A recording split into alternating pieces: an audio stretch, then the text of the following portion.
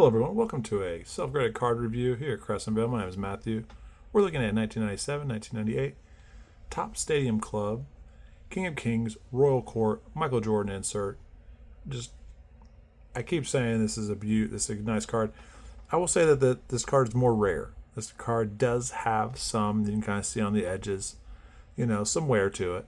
And that happens, close to 30 years. But, I truly value this card. I think that the Michael Jordan inserts, the more rare end inserts, are going to increase in value. I do over time. There may be, and some people kind of think like, are we near the top of every asset, housing, gold, stocks? It has ebbs and flows, and I want all of my buyers to know kind of the market of sports cards is similar to any other asset class, and it could go up and down. Quick disclaimer that the grades that we're giving on these cards are not guaranteed to cross over at other grading companies.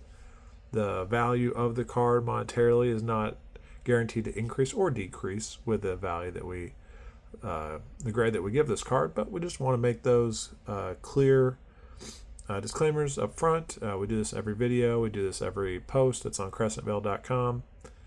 And I've been doing a lot of cross-referencing, not only this card, but just cards in general. And one of my favorite ways to cross-reference is whenever you're on eBay and like I have another card that we're going to be grading soon.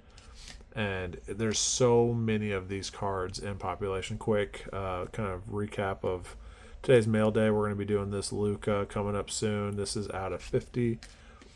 This Players Club Jordan may get graded individually. Sometimes I package these in with other cards, but this card is the specific card that I am cross-referencing quite a bit with the other major grading companies. And if you look up this card specifically, eBay has like numbers at the top of the search that you can kind of pick, and then you can then cross-reference a bunch of different 9s, 8s, 10s to see what they're valuing. And not only you can cross-reference that card, you can then relay it back to see how like the edges on the specific card, edges and corners, how they grade them. And it is such a great cross-referencing tool. Cards like this, a little more rare, not as graded. That's okay. One also thing we're going to be doing, and eBay allows this on the browser, not as much on the app, is you can upload videos. So I'm starting to realize the cards that cost a little bit more money and that have a little bit more traction and popularity, you can essentially do up to a minute video in 1080. What's actually even more interesting about this specific video that's going to be on YouTube, where I think this is 8K. I'm not even sure the resolution whenever you go to watch this video. If you're watching on a TV screen, please look at the image resolution. I think it's usually a gear or something. You can kind of change that in the YouTube settings as you're watching. But if you're watching on a TV, please increase the image resolution while you're watching. If you're watching on your phone, I don't know if it'll make a huge difference, and we won't do a lot of 8K or maybe just end up being 4K videos, but just have a little fun with it, make it a little different. The 1 minute videos that can go on eBay that you have to use the browser for only go up to 1080p. So it's a little bit less of an image resolution, but you are just looking at it on a phone compared to a large television. I don't think a lot of people shop eBay on TVs. Maybe they do. Anyways, let's get into the grading of this card. And, I think the edges is honestly I don't want to say biggest issue, but it is. MJ Royal Court. Usually we do center. We'll do centering. Centering, edges, corners, and then surface, and then we do an overall. And I think whenever we're grading this card, the corners will be, the edges and the corners will be where we have to be the most strict on the card's overall condition. So yeah, the edges definitely on this bottom area, and there are, if you really count the front and back, there's technically 8 edges, 8 corners, if you really want to be specific about it. But this is the one that we have the most wear out of all the other corner or edges. So we're going to start with edges, and you can kind of see the most of it right there. Let's take a look at the other ones to see if we can get a holistic view of the edges on this card. So the other ones are actually in much better condition. And, we do have to take that into consideration there. But when you think about it as like a whole, let's take a look at the back. I think the back edges also have a pretty good amount of wear. So the bottom has the most, in that bottom right corner for when we're doing corners. There's a bit of wear here on the left on the back, but technically there's 8, and there's a bit of wear on the top too. So, if I look at it as like from 8 points, and let's say 1, 2 out of the 8, so that is about 20%, 25%. That is, a considerable amount of wear on those two. So I'm probably going to go with a 7, possibly even a 6.5 on the edges to this card. We'll go with a 6.5.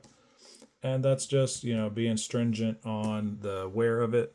And that's, just trying to be honest with our review of the card. Now, the corners are not a 6.5. They're a little bit stronger. You can kind of see that corner there. This corner, it's really more the edge on that one. But the corner's a little bit of wear there.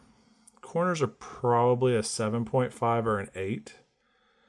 And that's just how we are assessing and cross-referencing. I wonder what AI, it's called a blind test. I wonder what AI is going to assess the corners and the edges at. That'll be really interesting when we pump it through there. For corners, we're going to do a 7. And then we'll take a look at the surface next. And the surface, I don't see too many issues. We'll see if we can find anything on here. Not too many issues on the surface, and maybe a little bit right there. So leaning towards an 8.5. Fingerprints that I'll clean off. Just got this card out of the top loader, but leaning towards an 8.5 or a 9 on the surface, because I'm not seeing too much wear on the actual surface of the card. A lot of it is the corners and the edges. So 8.5 for the surface. Now we'll dive into the centering of the card, and it'll be a little bit more difficult because it's not the anchor points is not extremely clear. I do see a logo in the top left on the front of the card, so we can use that as an anchor point. So from here to here is close to 5, and really that's the top of the anchor point when we think about it. So that's close to 5, probably 4, 4.5 when we use that top end of the anchor point. And now we'll use and I believe, here we go. So it's about 5. It's pretty steady whenever we are measuring the top end anchor point, which using the logos is pretty steady. Again, I can kind of go by this anchor point here of the logo, and that is about 3.